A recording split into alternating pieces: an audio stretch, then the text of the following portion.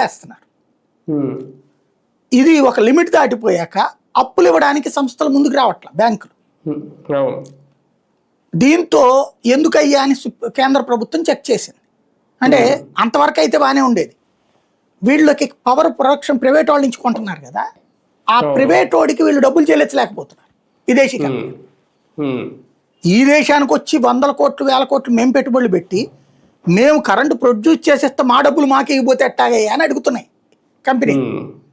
అడుగుతుంటే రాష్ట్ర ప్రభుత్వాలు నోరు మీద పట్ల ఎవరి దగ్గరికి వెళ్ళాలి? వీళ్ళు కేంద్రం దగ్గరికి పోయారు.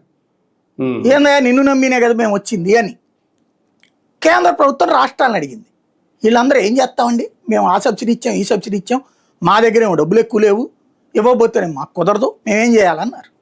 వారు మీ పాసుకోవాల మీరు ఇట్ట చేస్తే ఎట్టగయా, నువ్వు సంక్షేమ పథకం పెట్టినప్పుడు నువ్వు ఇచ్చుకోవాలా, అంతేగాని అది తీసుకొచ్చి అప్పులు అవి చేస్తాం మేము గట్టవంటే ఎట్టగా అనేసి రూల్ పెట్టి మీరు ఈ డబ్బులన్నీ 6 నెలలలోపు కట్టేయాలి, కట్టకపోతే మీకు కరెంట్ ఇవ్వం మమ్మల్ని. ఇప్పుడు ఒక రాష్ట్రంలో 60% 70% వాడు తయారు చేస్తుంటే ఈ ప్రైవేట్ కంపెనీలా లేకపోతే జాతీయ కంపెనీలా వీటి నుంచి కేంద్రం తీసుకుని లేదా వేరే రాష్ట్రంలో వస్తున్న కరెంటును తీసుకుని కేంద్రం ఇస్తుంది రాష్ట్రాలకి మిగతా 30% కరెంటు. ఇప్పుడు కొన్ని ఈశాన్య రాష్ట్రాల్లోనూ 100 యూనిట్